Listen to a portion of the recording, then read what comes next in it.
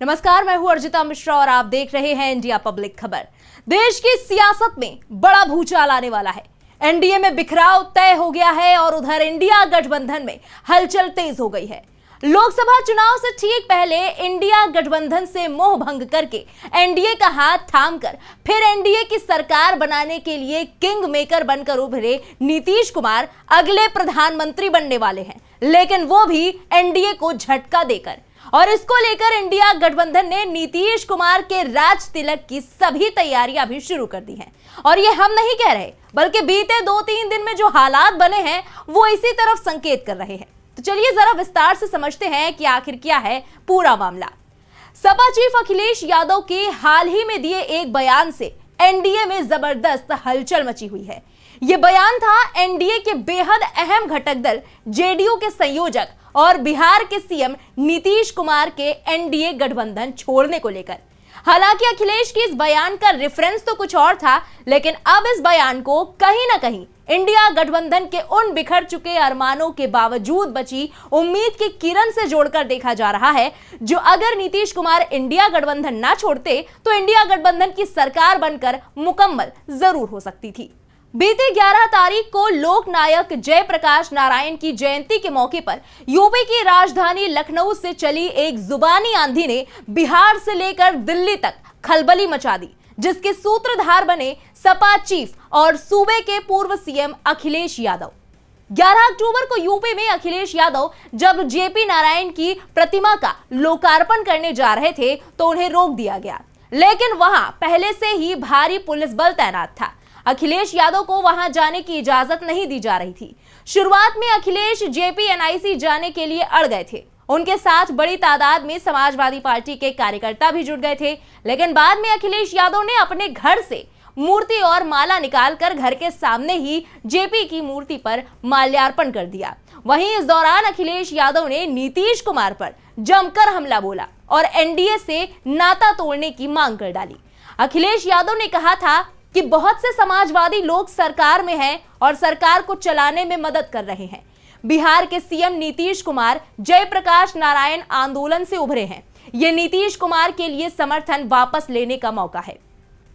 बड़ी बात यह है कि अखिलेश के इस बयान को कांग्रेस का भी साथ मिला था। कांग्रेस ने भी नीतीश कुमार को नसीहत देते हुए कहा कि उन्हें एनडीए में जाना ही नहीं चाहिए था। बिहार के कांग्रेस प्रदेश अध्यक्ष अखिलेश प्रसाद सिंह ने कहा कि ये तो बेहद अफसोस करने वाली बात है कि अखिलेश यादव जैसे समाजवादी नेता को जयप्रकाश नारायण की मूर्ति के पास जाने से रोका जाता है। नीतीश कुमार को उधर यानी कि एनडीए में जाना ही नहीं चाहिए था, लेकिन अब ये उनके विवेक पर छोड़ा जाना चाहिए कि वो क्या फैसला लेते हैं। ये भारत के संविधान और प्रजातंत्र दोनों का ही अपमान है। देश के लोग देख रहे हैं कि कौन क्या कर रहे हैं, उन सबको जवाब मिल जाएगा।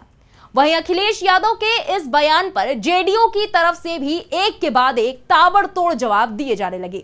इसी कड़ी में केंद्रीय मंत्री राजीव रंजन सिंह उर्फ ललन सिंह ने अखिलेश यादव पर निशाना साधा और उन्हें जमकर कटीले बयानों के तीर छोड़े। ललन सिंह ने अखिलेश यादव के बयान पर हमला बोलते हुए कहा कि कौन है अखिलेश? अखिलेश यादव उन लोगों की गोद में बैठे हैं जिनके खिलाफ उनके पिता ने साल 1974 में अपनी राजनीतिक यात्रा शुरू करते हुए लड़ाई लड़ी थी। यहां गौर करने वाली बात है कि ललन सिंह ने यह बयान कांग्रेस के साथ सपा के गठबंधन को लेकर तंज कसते हुए दिया। यानी ललन सिंह ने अखिलेश यादव को कांग्रेस के साथ गठबंधन करने के लिए उन पर निशाना साधते हुए याद दिलाया कि उनके दिवंगत पिता मुलायम सिंह यादव ने कांग्रेस का विरोध करके ही अपनी पॉलिटिकल जर्नी शुरू की थी। वहीं इससे पहले अखिलेश के बयान पर पलटवार करते हुए जेडीयू के प्रवक्ता राजीव रंजन ने कहा था कि अखिलेश को गठबंधन तोड़ने की सलाह देने के बजाय खुद आत्ममंथन करना चाहिए। अखिलेश यादव ने जेपी के जीवन मूल्यों को किस हद तक अपनाया है? जयप्रकाश लोकतंत्र की बात करते थे। अखिलेश यादव के यहाँ सिर्फ आंतरिक लोकतंत्र है। विधानसभा, लोकसभा, राज्यसभा समेत सभी मुख्य पदों पर अपने परिवार के लोगों को बिठा रखा है। नीतीश कुमार जेपी के सच्चे सिपाही हैं और बिहार में समन्वय के साथ गठबंधन चल रहा है।